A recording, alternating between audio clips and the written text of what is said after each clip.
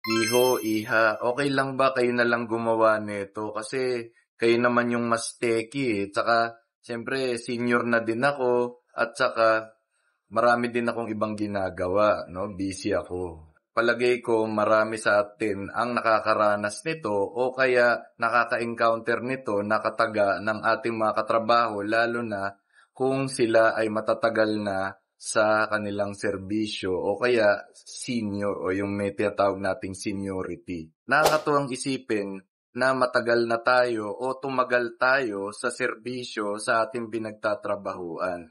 Pero tandaan natin na may mga bago rin na nais ding tumagal. Tinitingala tayo bilang magulang sa serbisyo. Hindi po ito excuse para sila ay abusuhin o kaya utusan ng kung ano-anong bagay kahit hindi na ito parte ng kanilang trabaho. Maaaring nakikisama yung mga junior employee sa atin dahil siyempre nais nilang makilala tayo o nais pa nilang matutunan ang kalakaran sa kumpanya o kaya sa institusyon o di kaya sa universidad, pero wag naman po nating abusuhin ang pribilehyo bilang isang senior.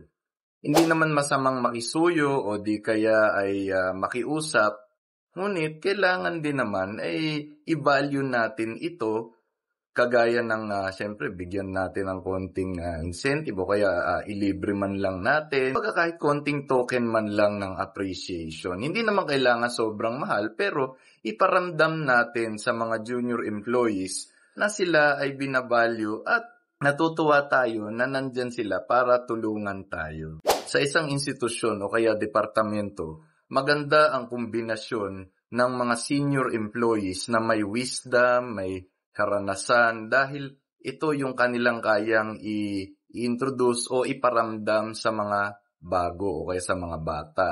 At maganda rin yung ideas, siyempre ng mga bata kasi ito ay makabago, progressive, no? Dahil sila yung mas nakakaalam ng mga bagong trends.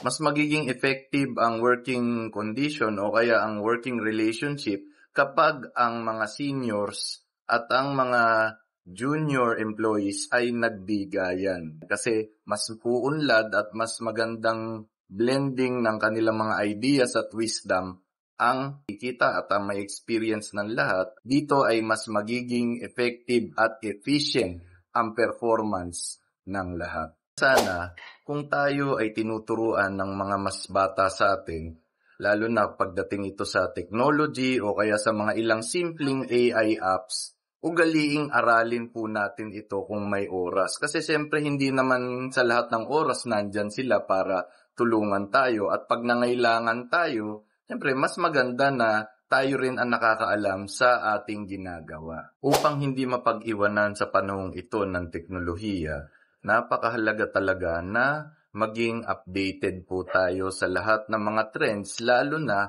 kung ito ay makakatulong sa ating trabaho, lalo na kung tayo ay nagtuturo. Yun lamang po, maraming salamat.